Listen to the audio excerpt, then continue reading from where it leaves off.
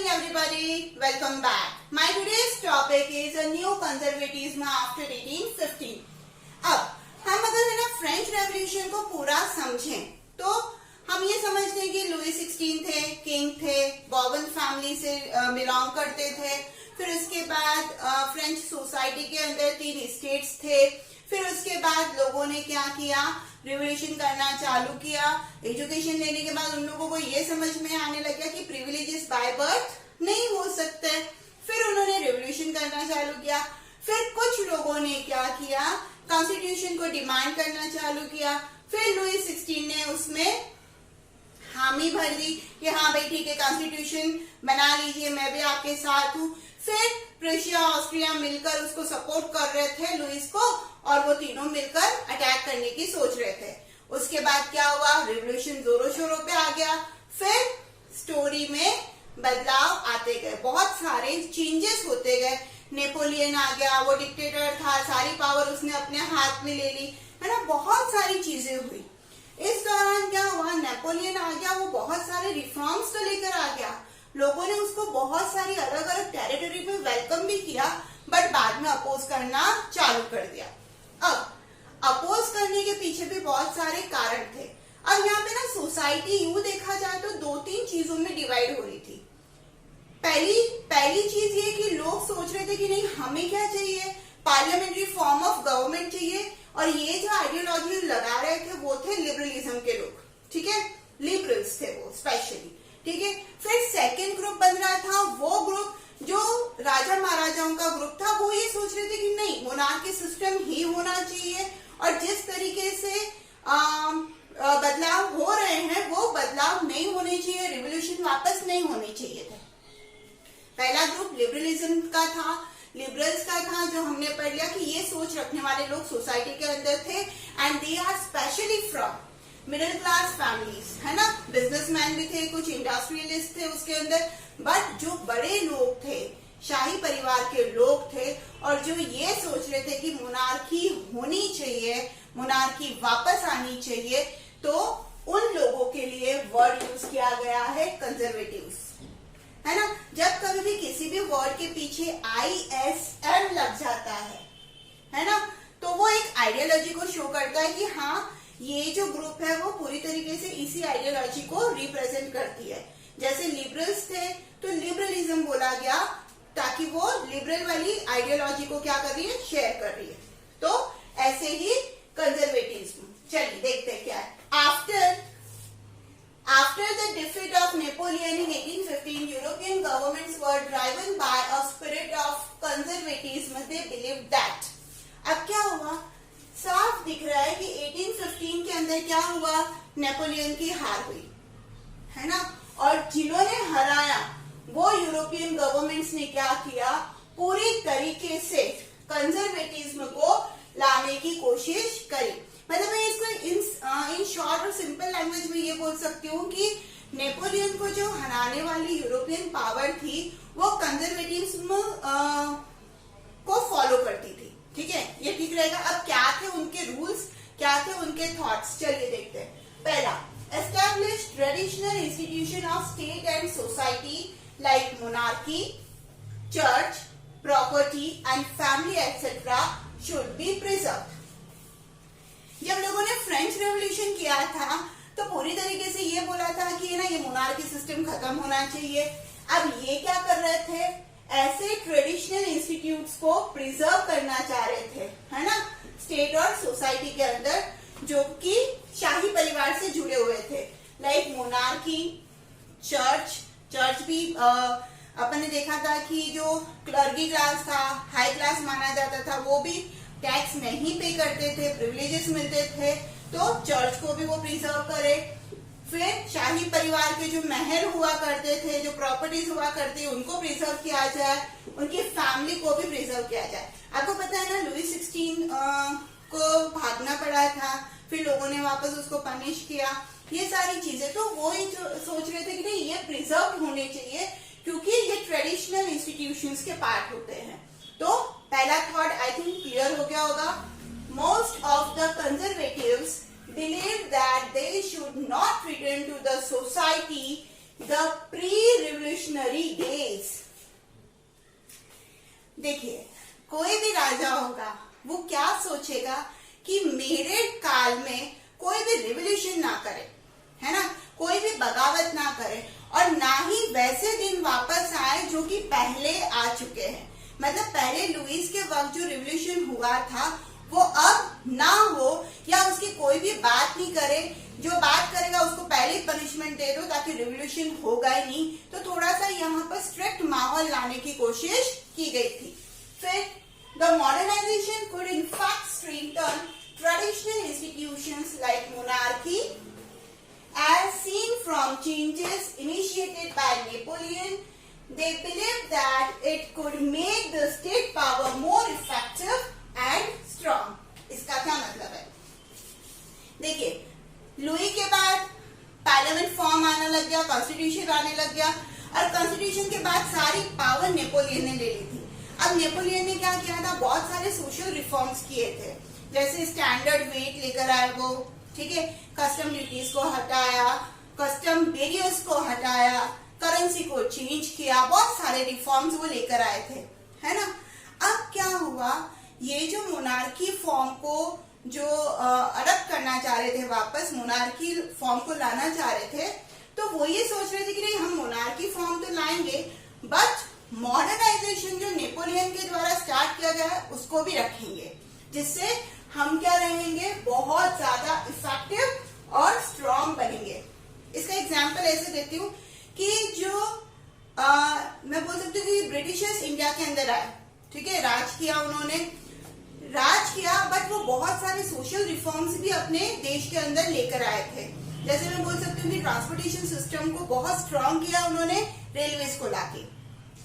अब हम लोग क्या कर रहे थे, मतलब हम इंडियंस उस वक्त क्या कर रहे थे कि ब्रिटिशर्स को तो जाने दो, बट जो डेवलपमेंट वो लेकर आए हैं उसको तो अपन ने अडॉप्ट किया ना, और एडवांस भी किया।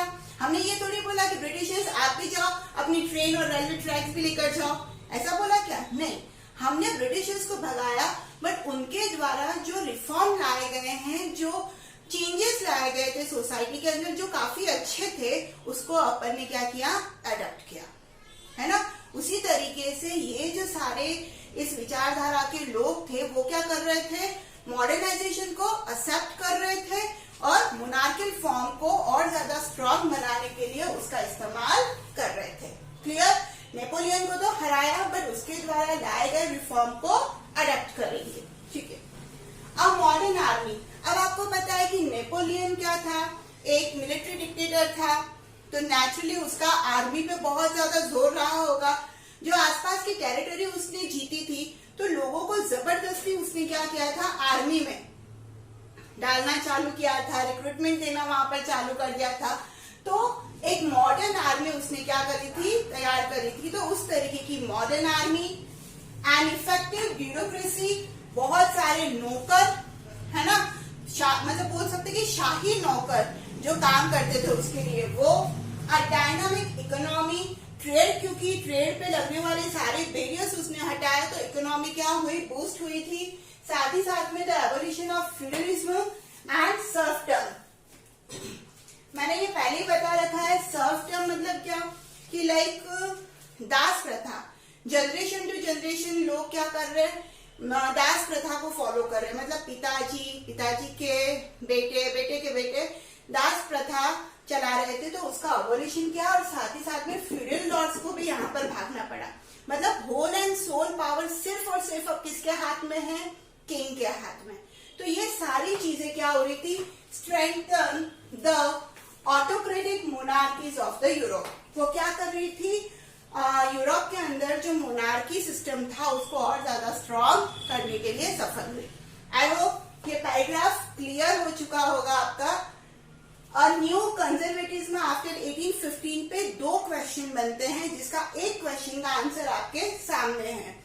क्वेश्चन क्या है, explain the beliefs of conservatism that emerged after 1815।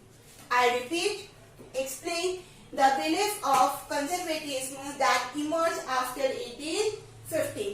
अगर ये क्वेश्चन आता है तो आपको ये ही लिखना है। आई होप क्लियर हो गया होगा। चलिए बढ़ते आगे। चलिए अब आगे देखते हैं ट्रीटी ऑफ वियना ऑफ 1815। हुआ क्या था एक्चुअली, क्यों ये कंजर्वेटिज्म वर्ड आया और इन्होंने क्या किया, इनको यूरोपियन पावर क्यों बोला गया, चलिए देखते हैं। In 1815, representatives of the European powers, Britain, Russia, Prussia and Austria, who collectively defeated Napoleon in the year 1815, met at Vienna to draw up a settlement for Europe. हुआ एक्चुअली ये था, Napoleon हारे तो थे बट वो किससे हारे, चार यहाँ पर पावर का नाम लिया गया that are known as what? European powers like Britain, Russia, Prussia and Austria. इन चारों ने मिलकर क्या किया, नेपोलियन को हराया था, है ना। और इस वजह से ये जो यूरोपियन पावर थी वो एक साथ मिलकर फिर ही नेपोलियन को हरा पाई थी और इन्होंने ये कंजर्वेटिव गवर्नमेंट बनाने का सोचा था। ठीक है, अब क्या ये इन्होंने क्या किया, वियना एक प्लेस है, वहां पर ये लोग मिले और उन्होंने एक सेटलमेंट करना चालू किया यूरोप का। नेपोलियन ने फ्रांस को बहुत एक्सपैंड कर दिया था, है ना, बहुत सारे उन्होंने अटैक्स किए थे और बहुत सारी टेरिटरीज को उन्होंने फ्रांस में क्या किया, ऐड किया था। अब नेपोलियन हार गया तो जितना भी एरिया नेपोलियन का था, अब क्या होगा, ये इन चारों European power Britain, Russia, Prussia and Austria, इसमें क्या होगा, जाएगा कि ये मेरा पोर्शन, ये मेरा पोर्शन, ये मेरा और ये आपका। तो वो लोग क्या करेंगे, सेटलमेंट करेंगे। तो यहाँ पर उन्होंने एक ट्रीटी करा, मतलब एक कॉन्ट्रैक्ट करा है जो फेमस हुआ ट्रीटी ऑफ वियना के नाम से, जिसको वियना कांग्रेस भी बोला जाता है। ठीक है, the Vienna Congress hosted by Austrian chancellor Duke Metternich. अब वियना कांग्रेस बोला जाता है और इसको किसने होस्ट किया, ऑस्ट्रियन चांसलर जिनका नाम था ड्यूक मेटरनिक। ये नाम आपको याद रखना है क्योंकि आगे भी ये नाम आने वाला है। ठीक है, अब क्या कॉन्ट्रैक्ट हुए, क्या ट्रीटी हुई, चलिए देखते हैं। First, the Bourbon dynasty, which had been deposed during the French Revolution, was restored to power and France lost the territories it had annexed under Napoleon. Bourbon dynasty जो कि पूरी तरीके से फ्रेंच रेवोल्यूशन के दौरान खत्म की जा चुकी थी, है ना, उनको वापस पावर में लाया जाए, पहला प्रोविजन ये बनाया गया, ये रूल बनाया गया। और दूसरी चीज, फ्रांस ने जितनी भी टेरिटरीज एड ऑन करी थी जो कि नेपोलियन ने जीती थी, अब वो सब फ्रांस क्या करने वाला है, खोने वाला है, क्योंकि ये सब मिल बांट के उस एरिया को लेने वाले हैं। ठीक है, first, I hope clear. Second, the series of the states were set up on the boundaries to prevent French expansion in future. अब क्या होता, मान लीजिए ये फ्रांस है, तो अब फ्रांस है तो फ्रांस क्या कर रहा था, अटैक कर रहा था। जैसे नेपोलियन थे, किंग तो नहीं थे, डिक्टेटर थे, बट वो अटैक कर रहे थे क्योंकि सारी पावर उनके हाथ में थी। तो धीरे धीरे फ्रांस बढ़ता जा रहा था। तो फ्यूचर में ये प्रॉब्लम ना हो इसलिए इन लोगों ने क्या किया, फ्रांस के चारों तरफ स्टेट्स इमर्ज कर दिए।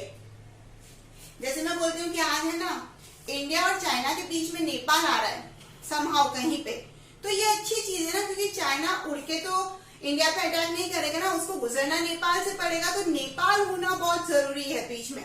तो इस तरीके से क्या हुआ, ना इंडिया बढ़ पाएगा आगे पहले और ना चाइना आगे बढ़ पाएगा क्योंकि बीच में नेपाल आ रहा है। तो ऐसे कुछ स्टेट्स फ्रांस के चारों तरफ क्या कर दिए गए, बना दिए गए, ताकि वो अटैक नहीं करे। टाइम भी तो मिल रहा है, नेपाल है, उसमें आएगा चाइना, फिर हम पे आएगा, है ना। तो वो चीज क्या होती है, डायरेक्ट अटैक रोक देती है, हम भी इतनी देर में प्रिपेयर हो जाएंगे। तो ये चीज सोचकर क्या किया, फ्रांस के चारों तरफ स्टेट्स बना दिए गए। फिर कहाँ गया, ठीक है, फिर thus the kingdom of Netherlands, which included in Belgium, was set up in the north. अब है ना, अगर आप मैप देखते हो तो फ्रांस के नॉर्थ साइड में आपको नेदरलैंड दिखेगा, तो उसके अंदर बेल्जियम को भी इंक्लूड कर दिया गया, नॉर्थ पोर्शन फ्रांस के नॉर्थ में। ठीक है, और उसी तरीके से Genoa was added to Piedmont. क्या हुआ, पिडीमॉन्ट के अंदर जेनेवा को एडेड कर दिया गया बाय द साउथ, और नॉर्थ में क्या हुआ कि नदरलैंड बेल्जियम को शामिल कर दिया गया। फिर Prussia was given important new territories on it's western frontiers. Prussia आता है यहाँ ईस्ट की तरफ, ठीक है, तो प्रूशिया को क्या किया गया, उसकी कुछ फ्रंटियर टेरिटरीज थी, आगे वाली जो टेरिटरीज थी ईस्ट की वो दे दी गई। And Austria was given control of northern Italy. फिर नॉर्दर्न इटली का कुछ पोर्शन जो कि कॉन्कर किया गया था वो भी किसको दे दिया गया, ऑस्ट्रिया को। लिटिल बिट कंफ्यूजन है, बट आप इसको बार बार रीड करोगे तो ये लर्न हो जाएगा। इन द ईस्ट रशिया, अब आपको पता है रशिया का आ रहा है ईस्ट में, फ्रांस के, तो Russia was given part of Poland while Prussia was given a portion of Saxony. हुआ ये कि ईस्ट में जो रशियन पावर है उनको दे दिया गया पोलैंड, और प्रूशिया को जो सैक्सोनी का एक पोर्शन दे दिया गया। फिर the German Confederation of 39 states that had been set up by Napoleon was left untouched. फिर क्या हुआ कि नेपोलियन के द्वारा जो 39 स्टेट्स जीते गए थे और इनके अलावा उनको छेड़ा नहीं गया, एज इट इज उनको छोड़ दिया गया। अब ये क्या हुआ है यहाँ पे कि ब्रिटेन, रशिया, प्रूशिया और ऑस्ट्रिया ने क्या किया, डिफीट किया नेपोलियन को, और फिर जितनी भी टेरिटरीज उसने जीती थी वो आपस में बांट ली, और फ्यूचर में फ्रांस अपना एक्सपांशन ना कर सके उसके लिए बहुत सारे प्रोविजंस उन्होंने वहां पर करने चालू कर दिए, जैसे कि स्टेट बनाना चालू कर दिया, कुछ एरियाज अपने देश के अंदर ले लिया। तो ये चीजें यहाँ पर हुई है। 1 मार्क क्वेश्चन भी आता है, what do you know about the treaty of Vienna of 1815, और 5 मार्क क्वेश्चन भी आ सकता है कि What do you know about Treaty of Vienna and what are its main provisions? तो आपको ये ही आंसर लिखना है। I repeat the question. मैं ऐसे बोल देती हूँ, Describe the main provisions of the Treaty of Vienna of 1815. तो आपको ये ही आंसर लिखना है। हमारा जो सब टॉपिक है और न्यू कंजर्वेटिज्म आफ्टर 1815 अब क्लियर हो चुका है। जैसे कि आपको पता है हम हर पैराग्राफ पे जितने पॉसिबल क्वेश्चंस बन सकते हैं वो बनाते हैं, है ना। तो आप इसका फायदा उठाइए, इसको पढ़िए, और अगर वीडियो समझ में आ गया है तो हिट लाइक बटन, पढ़ते रहिए social studies with Sangeeta. Thank you so much.